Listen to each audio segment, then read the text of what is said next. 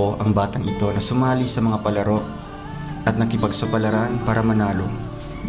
Tumila siya sa feeding program para mabigyan ng pagkain at maswerte namang nanalo sa sayaw na budots. Agad naming hinanap ang kanilang tahanan at pagdating namin ito ang aming nakita. Baga po babagsak na.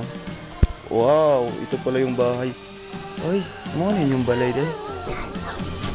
Ano yung balay di? Ay, grabe, kawawa naman po.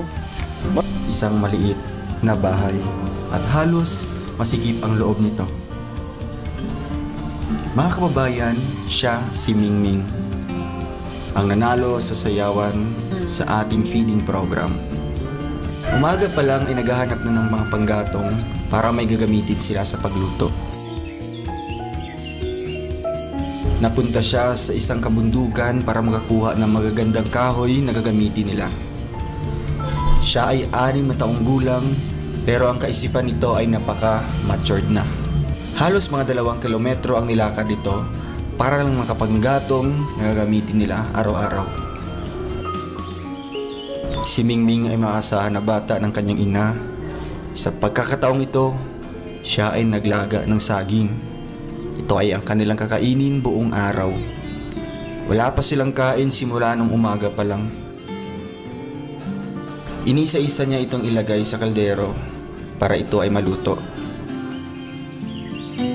Dahil sa sobrang taas ng lutuan, inakyat ni Mingming ang kanilang dapugan.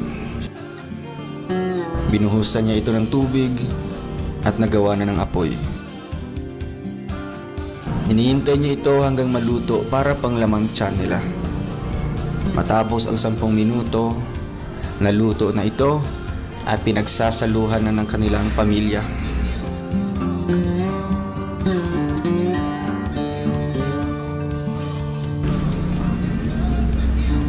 Dito ko nalaman sa vlog na ito kung gaano kabait na bata si Mingming.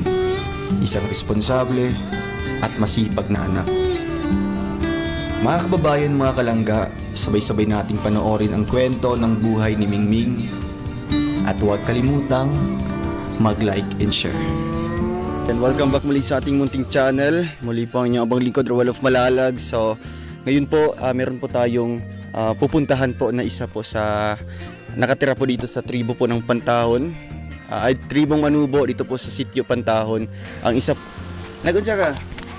Kinsa magiluto? Saging. Saging. Nga di magandang lingkod. Nagluto siya ko ante? Para asa na niya pa inyong pagkaon? Oh. Wala pong may kaon te? Wala pa. Hala. Grabe. Nagluto yung saging. Ang saging man nagikan? Sa bukid. Sa bukid, sa bundok po. So yan, mauna lang yung kaunon karon. Oh. Grabe. Anong oras na oh? Mag-alas 3 na.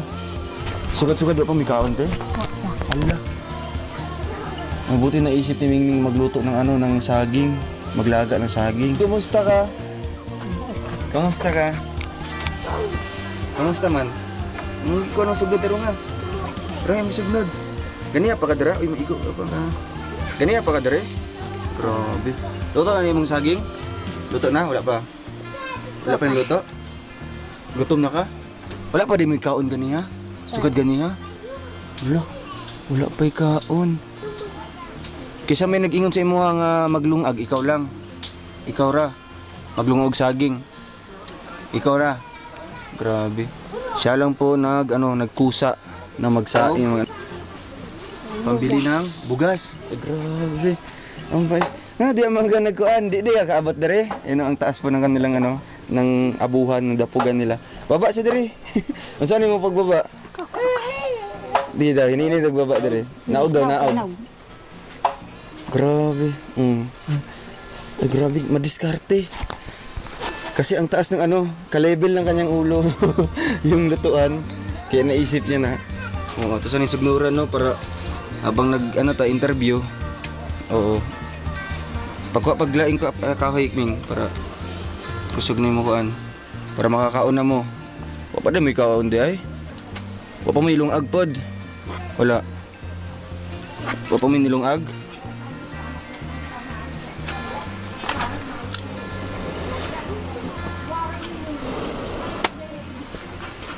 Yun.